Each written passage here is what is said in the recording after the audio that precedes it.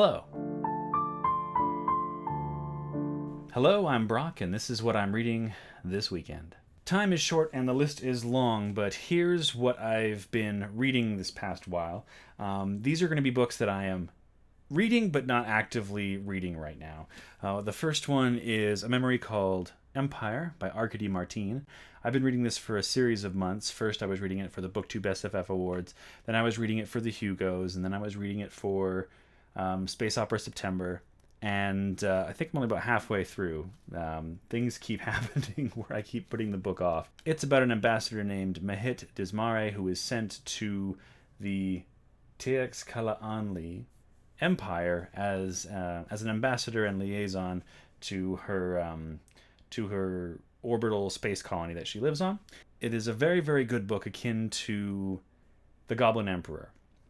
I am very rusty at this. Also, I haven't touched this book in like a month and a half, so things are hazy. The author's name is pronounced Arkady Martine instead of Arkady Martine, so Arkady. Sorry about that.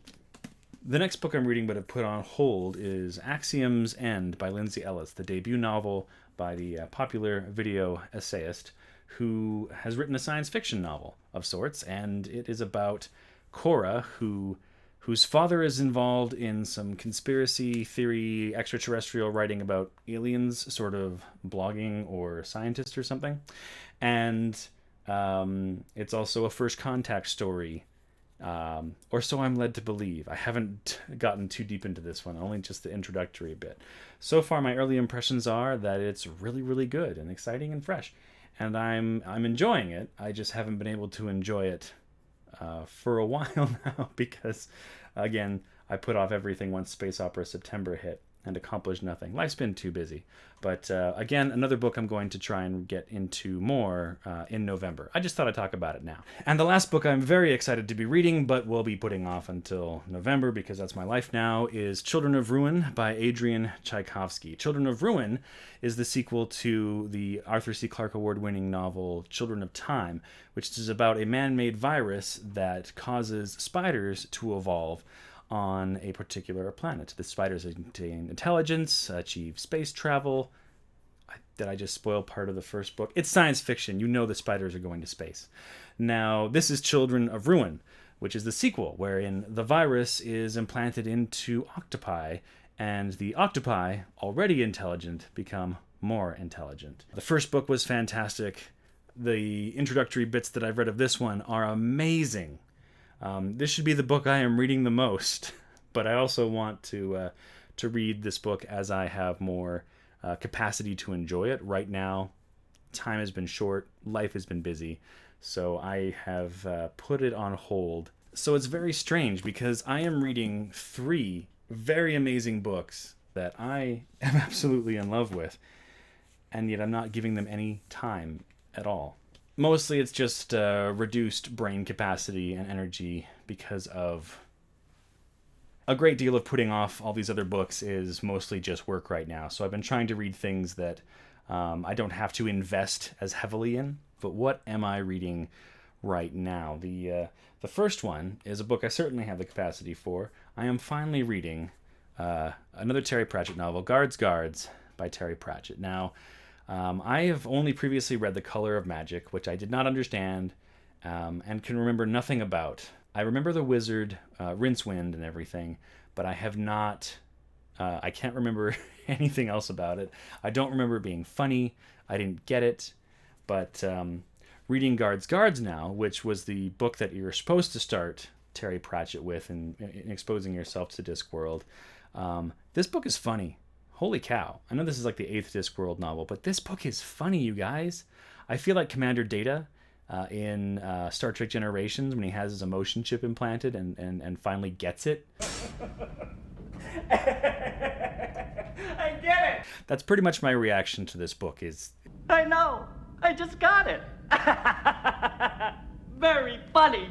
So yes, I started with the wrong book. I didn't go with the recommended order. I thought to read it in publishing order. Obviously, this is the one case where the recommended order is way, way better than the publishing order. It's about the Night Watch and the crew of the Night Watch and some members involved. Basically, what are the names again? Sam Vimes and a guy named Carrot. That's where I'm at so far. It's about Carrot, who is new to the Night Watch and is very devoted and eager to follow the rules, learn what the rules are, and enforce law in the city of Ankh-Morpork.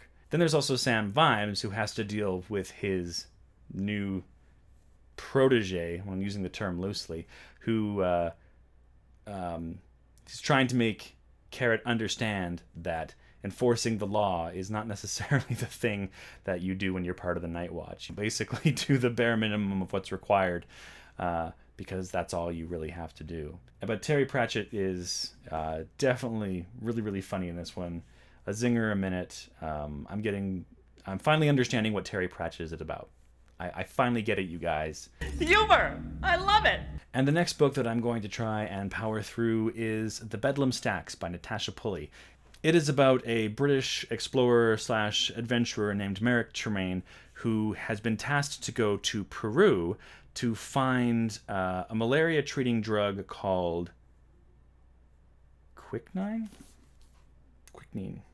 A drug that is useful in treating malaria. The area that he's going into Peru looks like there will be a lot of supernatural involvement that will prevent Merrick from getting the quinine. I am very, very early into this as yet, but so far the writing is very lush and very clever, and this looks to be a pretty good and deep adventure. So this may be quick and nonsensical, but yeah, this is what I'm reading for the most part. I'll be focusing the most on Guards, and the Bedlam Stacks, looking to finish these ones out a little bit later as we get to the end of October and November. But all in all, it's a pretty good pile. I mean, I'm only reading about 10 to 20 pages a day, so we'll see how far we can get through that. I hope you have some good books happening in your life right now.